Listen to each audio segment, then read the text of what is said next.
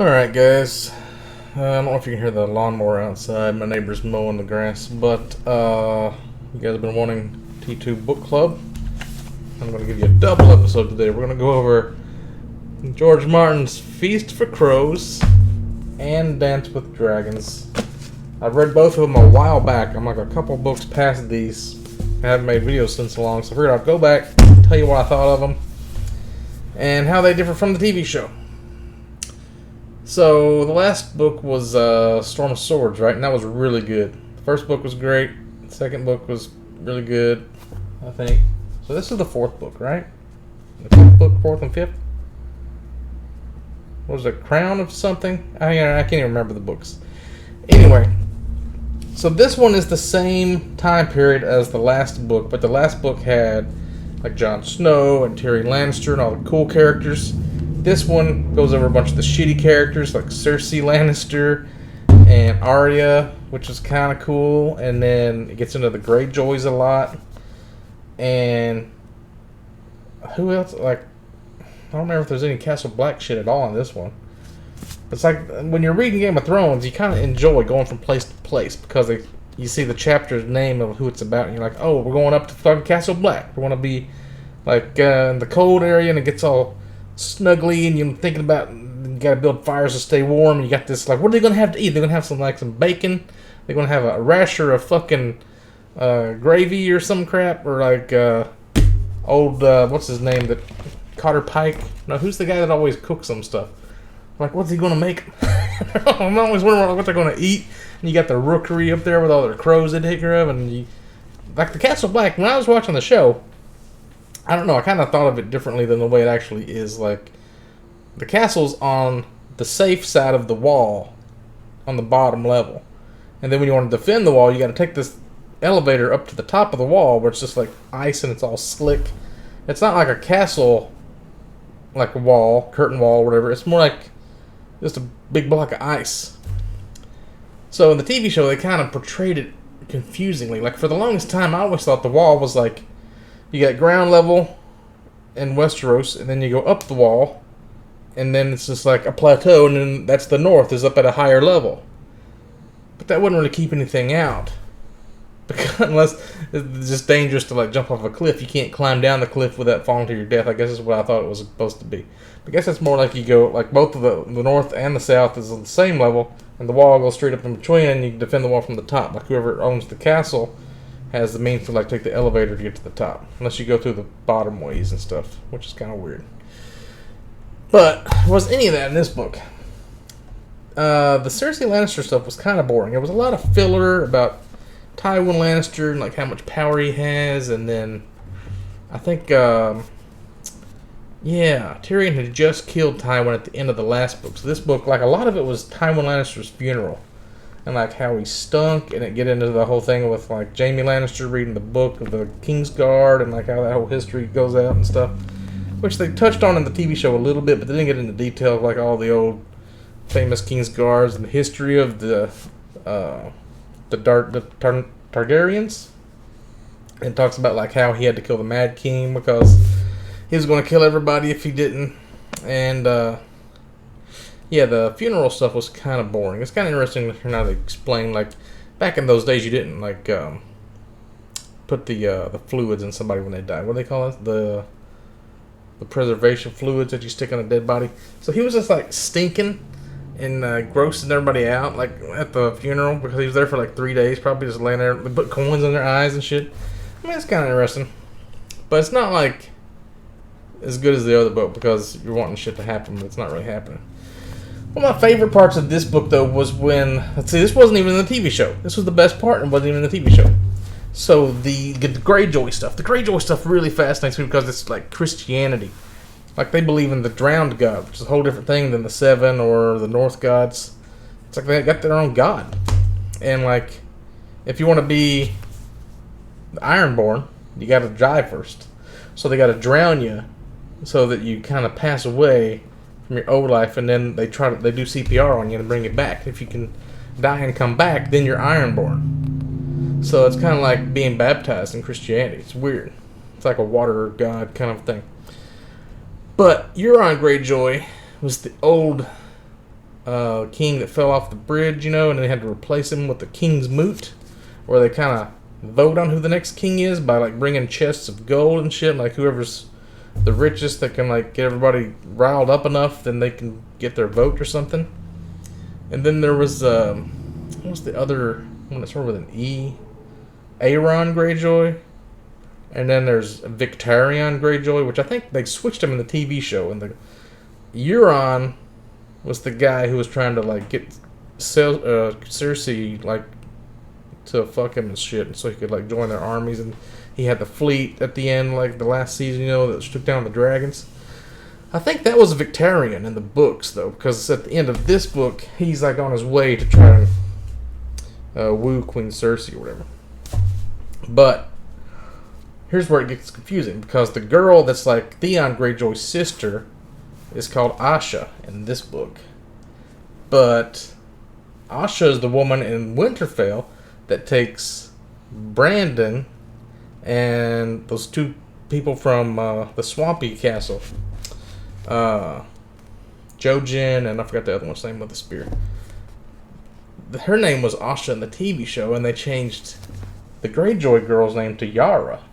So in the TV show, it's Yara Greyjoy is the princess of Euron Greyjoy.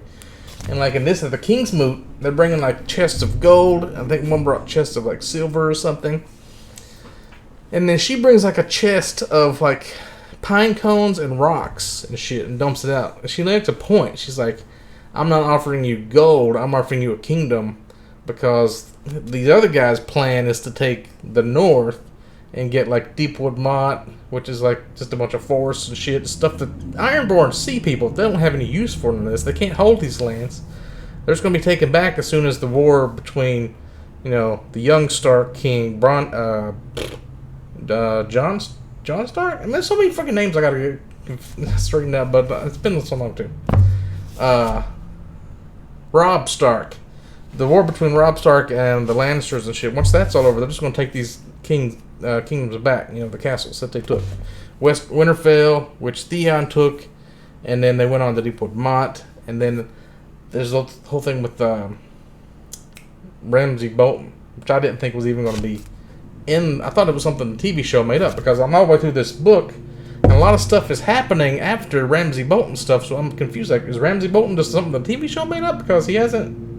It's like we've already gone past that point where he should be in the story or something like that. Because they changed this whole thing with Arya. They had like a fake Arya that was going to marry him or something. And that was in this book, I think. So it got really confusing, sort of. And it was like way more brutal than the TV show too. Like Ramsay Bolton, he would fuck girls, and then he would like have his dogs chase him, and then he would kill him and then feed the girls to his dogs. It was like totally brutal shit as fuck. But anyway, the story with Asha, she was saying like, I'm going to give you the kingdom. I'm going to make a deal with the Lannisters or somebody, and like we'll have this whole coastal area to ourselves. This will be an independent nation, and we'll be a kingdom. And her brother was like this guy who read a lot of books, and he was like, it was actually his birthright to get the throne or something. It was kind of weird, but he was like not really fit for it. So she was probably the best candidate. She's a woman. This whole big dynamic going on there. Anyway, that was pretty cool. And then you get into, what's the part where the fat guy was going to Old Town, the wildling chick. Was that in this one or is that in this one? Because in the TV show, I don't know, I don't remember which book that was, but I'm trying to remember what else happened in this one. Oh, the Brienne stuff. There's a lot of Brienne stuff in there. A lot of looking for Arya stuff. I don't really care about Brienne that much. I think it went into some, who's the other guy? Stannis Baratheon stuff, I think, was in there. But see, this chapter here is about the East, but they don't really go into any Daenerys chapters either. Yeah, this is Samwell Tarly. This is when he's on the boat. Cersei chapter. Queenmaker, okay. The Drowned Man. I think they got into the Onion Knight a little bit in this one. And then you get into the Sand Snakes, the chicks down in the south, in Dorne. I think some of that was in here too. There's this whole story that wasn't on the TV show at all, where they had they had Cersei's youngest daughter, Myrcella. They sent her to marry, or to like hang out down in Dorne for a while. And I don't know if she was supposed to marry somebody or not, but like there was this whole thing that they sent a knight down there to bring her back. That was before like the Red Viper came and killed the mountain and shit. Or he fucked up the mountain and the mountain killed him, squashed his head. So they didn't really explain like how that guy like turned him into a zombie or whatever he was. Because in this book, I think they got into that a little bit at the very end. Like they call him something else. He has a different name, but they don't call him the Mountain anymore. So this book, you get back to the Jon Snow stuff, and you get back to the Daenerys stuff and the Tyrion Lannister stuff. And that's when it gets fun again. You know, there's like the whole thing with the wildlings. Jon Snow's uniting them. There's like, besides Castle Black, there's like 13 or 14 castles along the wall, and he's like starting to like take the wildlings and like distribute them amongst the castles, and like they're starting to like fight back or like build defenses against these White Walkers that they figured out is a real thing after Sam Tarly killed the one with the blade, right? So the thing with was it called Hearthhome or wherever where the wildlings lived, and they sent boats to bring them down, and the whole scene in the TV show where the wildlings came and like killed them all and like raised them back up, and Jon Snow's going away in a boat. That wasn't in the book at all. It might be in the book after this one, but see, a lot of the coolest stuff in the TV show is not in any of the books yet. So the part when they say like George Martin didn't write far enough and they had to start making stuff up, I think they were doing a pretty good job making stuff up because it's better than some of the stuff that we've seen so far. But they left out the cool stuff like the Asha thing with the chests of nuts. But at some point it totally diverged.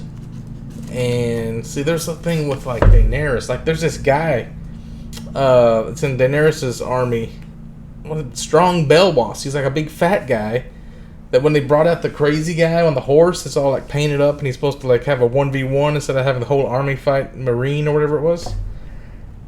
Strong Belwas is like, I'll go out there and fight him. He's like drinking, he's fat as fuck, and he's like he gets sliced across the belly, and he like, it's not a good fight unless you get cut once, he says, something like that. He like kills this guy off of his horse like it's nothing. He's just a badass character, but like he's not even in the TV show. And then they had like a different guy play Daenerys, or Dario Naharis. It was her boyfriend, sellsword guy from the Seventh Sons. He's a really interesting character. And then they had the Jorah Mormont thing was kind of different. Like Barristan the Bold was like the whole thing where he was like spying on her for the king. It was actually Jorah Mormont in the books, I think, but in the TV show it was, well, the TV show Barristan the Bold was with her the whole time. And Jorah was the spy. I can't remember how it worked out, but it was different. Something about it was different. And there was this whole thing, like, when you go to the East in the TV show, you don't really pay attention to, like, Pentos and Lear and, or, what is it? Pentos and Myr and Lys and Bravos. Those four cities are all on the west coast of the east side. And Karth Karth's way down in the bottom south, right? And then you got Slaver's Bay with Marine and Astapor and Yunkai, right? So those places are kind of like the Middle East in our world. So they speak like Giscari, and they have like the Harpy they worship. You know, they have the weird Harpy god that they worship, and they're all like, they have a lot of slaves and they're super poor. But in these other places like Pentos, you don't know anything about Pentos except that the Whisperer guy was from there. And Myrish Lace they mentioned, so you'd think Myr would have something to, maybe it's kind of like France or something. And then Lys, they have like Lysani pirates, I think, something like that. So maybe it's more like a piratey town. And then Bravos, you know, it's kind of like, it's kind of fancy. You know, they got the swordplay thing, the Bravoses. What are those guys called? Yeah, the Bravos. And then you got the Temple of Black and White with the crazy, like, are they using magic or like shapeshifters? They change their faces, but in the TV show, it's like they have a mask they can just pull off. But in the book, I think it's more like, maybe it's more like magic or something when the way they change their face. And then you get through the whole thing with Arya is up there like selling her cockles and like sitting outside the temple trying to get inside so she can be trained and stuff. And there's a lot of other cool stuff with Arya, I think, where what was it? She was like eating rats at one point and like I don't remember. A lot of cool stuff with Arya though. I don't think they ever gave her that cat dagger, the cat's eye dagger. Unless that's going to be in a later book. That's not like a thing. That's something they just totally made up. There's like way more of that kind of stuff though. The TV show just kind of glossed over a lot of the stuff. You get way more details on her training and spying on people. Like they would always send her out and like say, "What 3 things did you learn today?" She had to like spy on people on the docks and like find 3 interesting facts she could bring back to this group. That's kind of like the assassins in Skyrim a little bit, but not really, because they basically have people come in there that either want to die or they want someone to die. If they come there to die, then they just take their face off and use it as a mask. If they come there and they want somebody to die, then they just get paid to like hire somebody to kill them with the mask. So it's black and white. They got 2 things that they do. They deal with corpses. They make them or they take care of them. That's kind of weird. But what else happened? Oh, so the part where it really branches off was Tyrion Lannister. Like, he hasn't even gotten to Daenerys yet. Like, in the TV show, that's, like, crucial. He becomes her hand of the queen or whatever, you know, and, like, starts helping her on her mission to, like, defeat all these places. I think he was there when she took a lot of these places. But in the book, he's still on the boat going over there, and then he doesn't meet, like, Jorah Mormont in the middle of Old Volantis, remember? And that's where Jorah Mormont got the scale stuff.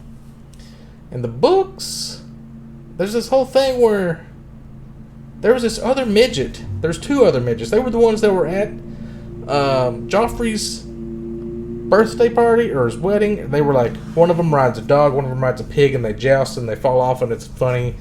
And I think there were like 7 midgets in the TV show. This one there's like 2 other midgets, a guy and a girl. So the guy midget gets killed, and then the girl midget needs like a replacement. So Tyrion is like riding on this boat with her and these other weird guys that it's like not even in the TV show at all, so I didn't know who they were, and it's really confusing.